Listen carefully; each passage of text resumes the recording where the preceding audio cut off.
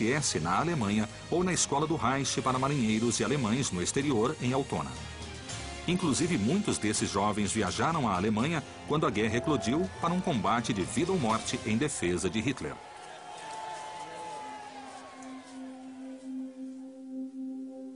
A maioria morreu na frente de batalha.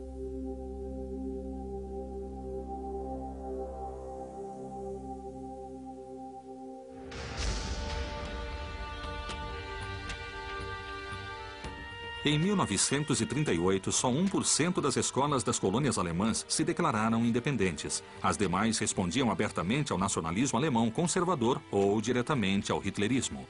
Por exemplo, a Escola Alemã de Vila Mariana, em São Paulo, os professores compareciam uniformizados, com a suástica no ombro, saudavam seus alunos com o Heil Hitler, né, enfim, todo o conteúdo era muito semelhante ao conteúdo ensinado na Alemanha nazista. Os programas de estudo vinham diretamente da Alemanha. Os alemães dissidentes, judeus ou não, se viram na situação de nenhuma escola de sua coletividade aceitar seus filhos.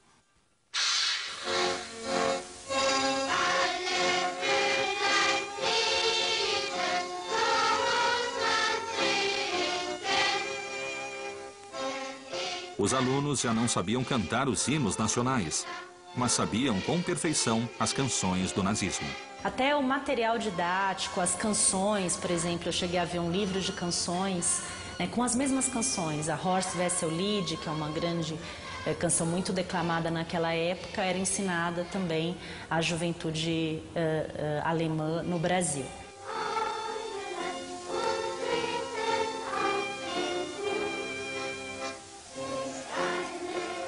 O abuso da ideologização chegou a níveis perigosos quando os retratos dos heróis locais foram substituídos pelos de líderes nacional-socialistas. Havia retratos de Hitler.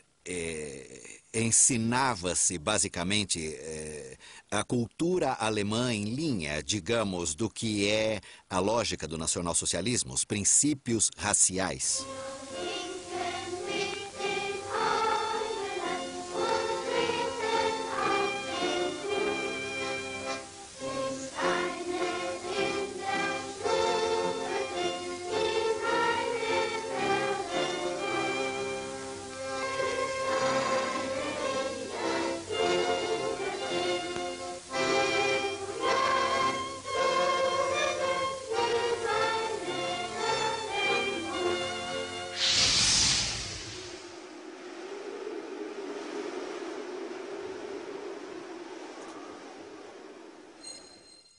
Deve-se limitar aos fins corretos o trabalho das escolas estrangeiras. Aos escalões oficiais começaram a chegar rumores. Dizia-se que nas escolas alemãs ignorava-se a educação cívica e se fomentava o desprezo pelos não-arianos. Os filhos de judeus foram discriminados e expulsos. Eram excluídos os alunos judeus, não é? E eram excluídos também todos os alunos que fossem contrários ao nacionalsocialismo. Os governos começaram a tomar medidas para anular a infiltração, mas sem muitos resultados. A comunidade alemã pró-nazista se sentia forte e se fechou em si mesma. Em algumas escolas, chegaram a pendurar retratos com duas faces, de um lado os heróis do nazismo e do outro, o dos heróis locais.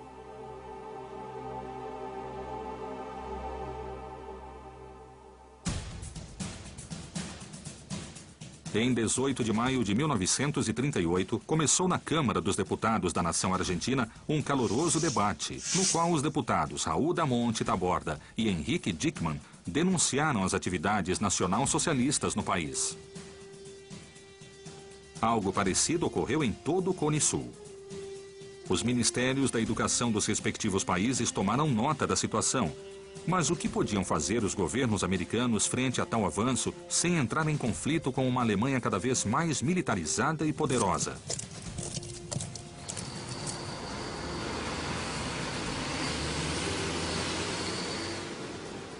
De imediato passaram a exigir que se enfatizassem os símbolos e comemorações de feriados nacionais. Também se decretou a proibição do uso de idiomas estrangeiros nas escolas particulares e qualquer doutrinamento político e prática racista. Isso trouxe problemas a todas as coletividades. Judeus, italianos, japoneses, ingleses se viram obrigados compulsivamente a abandonar suas tradições e o cultivo do idioma de seus ancestrais.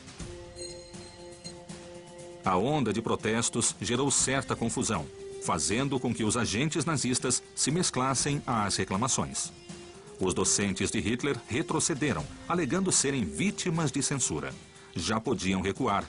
A primeira fase do plano estava cumprida. Quando uma ideologia ela consegue atingir esse grupo de mais jovens, essas camadas mais jovens, a gente vê o quanto isso pode ser cruel. Porque isso vai marcar a vida dessas crianças para sempre.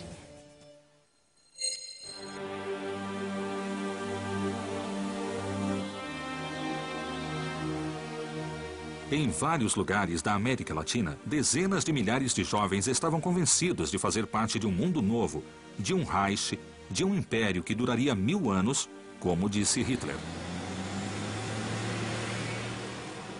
Muitos jovens nascidos e criados no continente americano morreram em longínquos países europeus, defendendo a causa de um líder a quem nunca tinham visto nem ouvido diretamente. Muitos outros ficaram esperando a ordem para se lançar em defesa da causa, uma ordem que nunca chegou.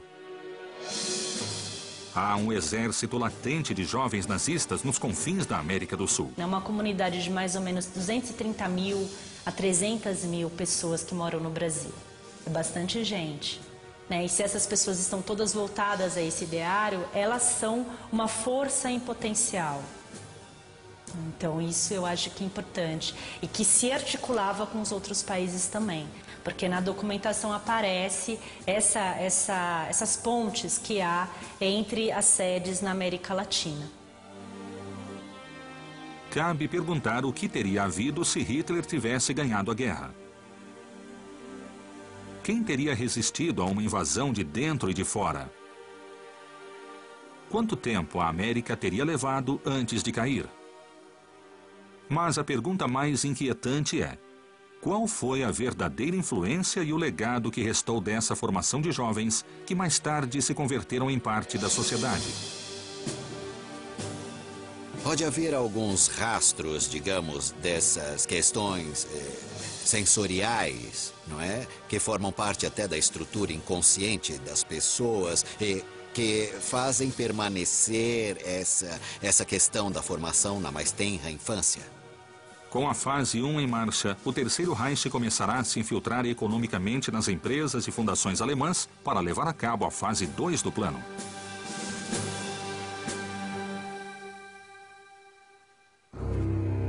Plano para dominar a América Latina. A imagem heróica do nazismo já estava instalada na mente dos jovens americanos. Mas o que acontecia com os pais das crianças? Como era possível influenciar um adulto intelectualmente já formado? Resposta: através do dinheiro.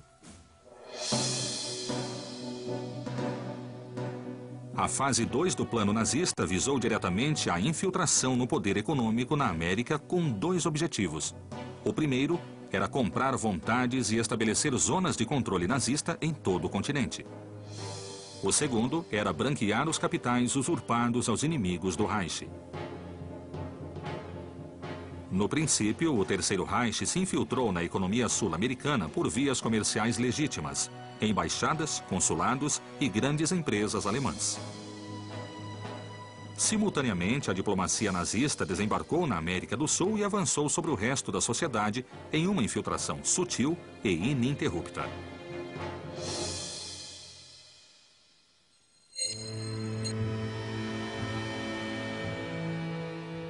Assim, por exemplo, o embaixador alemão na Argentina, Edmund von Termann, ganhou o respeito da classe alta. Bom, o que von Termann tentou foi recrutar apoios para a ação da Alemanha no exterior através de contatos um pouco mais discretos, um pouco mais sutis com a elite econômica local e a elite econômica que já existia da coletividade alemã. Graças à sua influência, von Termann conseguiu converter instituições fechadas e tradicionalistas em centros de captação e prestação de favores nazistas, como o caso do Clube Hípico Alemão. O Clube Hípico Alemão serviu de base para a chamada SS Montada. A compra de armamentos por parte das Forças Armadas deu ocasião a estranhas comissões que os militares latino-americanos aprenderam a receber com discrição.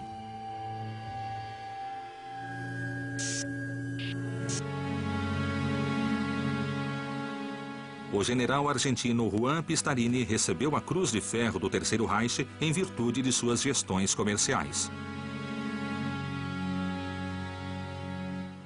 Nomeado ministro de Obras Públicas da Argentina em 1935, encabeçou a construção de obras monumentais, como o Aeroporto Internacional de Ezeiza, que hoje leva seu nome.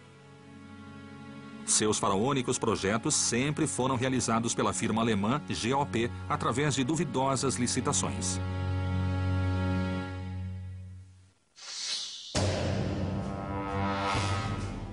Mas a Argentina não foi a única beneficiária de todas essas atenções.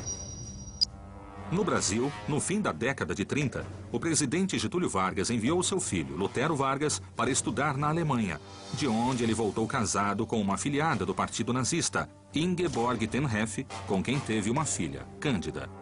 Ela era secretária de um desses grandes aí, não sei se do Goering. Saiu no jornal Estado de São Paulo, você encontra a matéria. E casa-se com essa alemã, traz para cá, ela fica meio escondida no Rio de Janeiro e tem uma filha. Vargas percebia o nazismo como um valioso aliado na luta anticomunista e, com isso, a Alemanha se tornou o segundo país em volume de comércio exterior brasileiro. Você percebe, principalmente entre 1935, que é um momento aqui no Brasil de repressão bastante intensa aos comunistas, você encontra em vários momentos manifestações públicas e entrevistas junto à imprensa, onde Vargas declara publicamente uma certa exaltação à Alemanha enquanto uma nação moderna, um paradigma de nação a ser imitado. As alianças econômicas rapidamente abriram caminho a alianças políticas. De fato, o governo brasileiro decidiu enviar a sua elite policial à Alemanha para que seja treinada pela própria Gestapo. Lutero chega a enviar, então, para Getúlio Vargas, no Rio de Janeiro, o regimento e vamos dizer, as normas de uma escola de educação física, que nesse momento aparece como um incentivo à formação de um homem brasileiro, branco, de olhos azuis, no modelo do ariano puro alemão.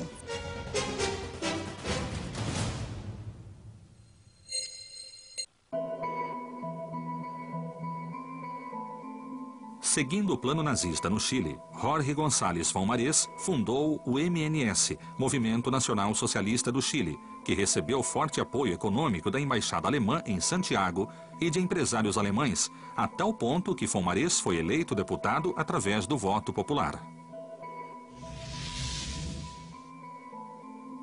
O MNS se alinhava de maneira categórica com o Terceiro Reich em sua política racista e antissemita. O exército do Chile foi adestrado e treinado pelos alemães prussianos e todo o seu equipamento provinha do grande grupo Krupp, o motor da indústria armamentista de Hitler.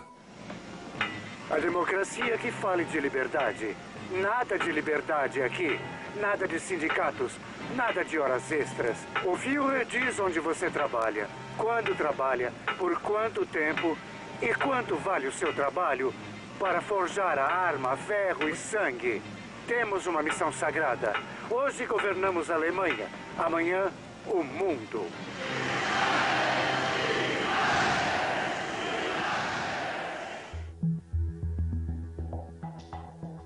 Mas os nazistas sabiam muito bem que a única maneira de erigir uma ditadura era ganhar apoio maciço das classes trabalhadoras. Sabiam também que uma má colheita, uma hipoteca ou a morte do gado eram fatores que fatalmente conduziam à bancarrota. Talvez fosse o plano mais simples, ajudar os necessitados.